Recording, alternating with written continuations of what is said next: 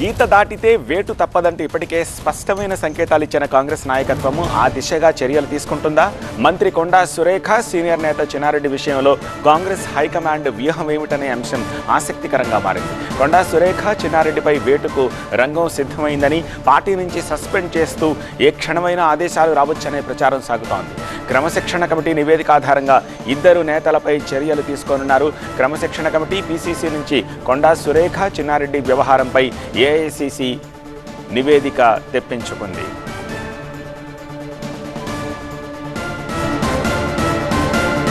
Konda Surekha, చిన్నారెడ్డిపై PCC, ఏఐసీసీకి క్రమశిక్షణ సంఘం నివేదిక ఇచ్చింది. ఇద్దరిపై చర్యలకు క్రమశిక్షణ కమిటీ సిఫారసు చేసింది. వ్యక్తుల కంటే పార్టీ క్రమశిక్షణ ముఖ్యమని కమిటీ ప్రస్తావించింది. లైన్ దాటిన నేతల్ని ఉపేక్షిస్తే పార్టీకి నష్టం తప్పదని కూడా కమిటీ తేల్చి చెప్పింది. ఎన్నిసార్లు చెప్పినా కొండా సురేఖ మారట్లేదని కమిటీ స్పష్టం చేసింది. సుష్మిత వ్యాఖ్యల్ని తీవ్రంగా పరిగణించిన కమిటీ సురేఖ స్పందించకపోవడాన్ని బాధ్యతారాహిత్యంగానే అభిప్రాయపడింది.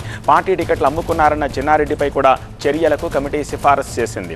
కేబినెట్ ర్యాంకులో ఉన్న చిన్నారెడ్డి అలాంటి వ్యాఖ్యలు చేయడం క్షమార్హం కాదన్న కమిటీ ఇద్దరిపై చర్యలు తీసుకోకపోతే కేడర్కి సమాధానం చెప్పడం కష్టమేనని వివరించింది. దీంతో కొండా సురేఖ, చిన్నారెడ్డిపై సీరియస్ యాక్షన్ తీసుకునే దిశగా హైకమాండ్ ఆలోచిస్తుందనే తెలుస్తోంది. మరింత సమాచారం మా ప్రతినిధి ప్రభాకర్ అందిస్తారు. ప్రభాకర్, సీరియస్ యాక్షన్ తీసుకునే దిశగా ఆలోచించడం అంటే ఏమిటి?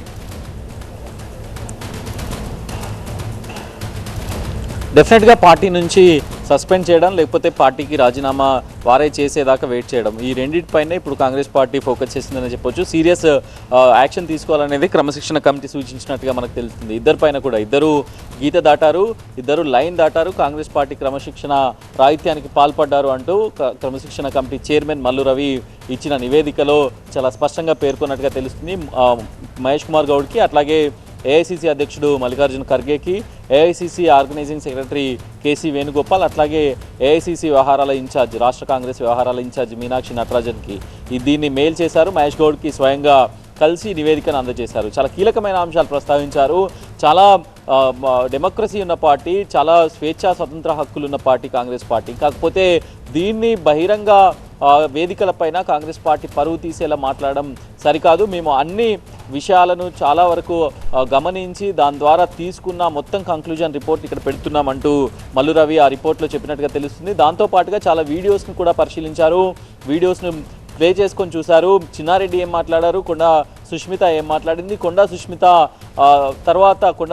మాట్లాడిన తర్వాత కొండా సురేఖకి ఇచ్చిన షోకాజ్ నోటీస్లో కొండా సురేఖ కనీసం ఖండించకపోవడం, అనుచిత వ్యాఖ్యలకు చింతిస్తున్నానని చెప్పకపోవడం, కనీసం ఆ విషయాల పట్ల కన్సర్న్ కూడా వ్యక్తం చేయకపోవడం, వీటన్నింటినీ కూడా దాంట్లో రాశారు. రెండో రిప్లైని కూడా చాలా సస్పీసియస్గా ఎవరో అదృశ్య శక్తులు వెనకాల ఉన్నారు కాంగ్రెస్ పార్టీలో అంటూ పార్టీనే అనుమానించడం, అవమానించడం లాంటి చర్యలకు పాల్పడ్డట్టుగా క్రమశిక్షణ కమిటీ దాంట్లో పేర్కొన్నట్టుగా తెలుస్తుంది. చిన్నారెడ్డి వ్యవహారం డైరెక్ట్గా ఖర్గేకి ఫిర్యాదు చేశారు. మేఘారెడ్డి ఖర్గేని కలిశారు. ఖర్గే కేసీ వేణుగోపాల్కి రెఫర్ చేసిన తర్వాత దానిపైన కూడా డిఎస్సి డిసిప్లినరీ యాక్షన్ కమిటీ దానిపైన కూడా పూర్తి స్థాయిలో విచారణ చేసింది. మేఘారెడ్డితో మాట్లాడింది, చిన్నారెడ్డితో మాట్లాడే ప్రయత్నం చేసింది. చిన్నారెడ్డి రాతపూర్వకంగా తన రిప్లైని ఇచ్చారు. సో ఈ మొత్తం సిచ్యువేషన్ అంతా కూడా గమనించిన డిఎస్సి ఈరోజు ఒక సుదీర్ఘమైన నివేదికను, దాదాపు 30 పేజీల నివేదికను పీసీసీ చీఫ్కి ఇచ్చినట్టుగా తెలుస్తుంది. దీంట్లో అన్ని అంశాలు, గతంలో తీసుకున్న చర్యలు, ఇప్పుడు ఏం జరుగుతుంది, పార్టీ అధికారంలోకి రాకముందు మాట్లాడిన వ్యక్తులు, దాంతోపాటుగా నోటీస్ ఇవ్వని వ్యక్తుల గురించి కూడా దీంట్లో పేర్కొన్నట్టుగా తెలుస్తుంది. పార్టీ లైన్ క్రాస్ చేసినా నోటీస్ ఇవ్వని వ్యక్తులు చాలామంది ఉన్నారు. దాంట్లో రాజగోపాల్ రెడ్డి ప్రస్తావనను కూడా తీసుకొచ్చినట్టుగా తెలుస్తుంది. సో ఈ మొత్తం వ్యవహారాన్ని అంతా కూడా పూర్తి స్థాయిలో దాంట్లో మెన్షన్ చేసి ఖర్గేకి, అట్లాగే కేసీకి, మీనాక్షి నటరాజన్కి, మహేష్ కుమార్ గౌడ్కి వీళ్ళందరికీ కూడా మెయిల్ చేశారు.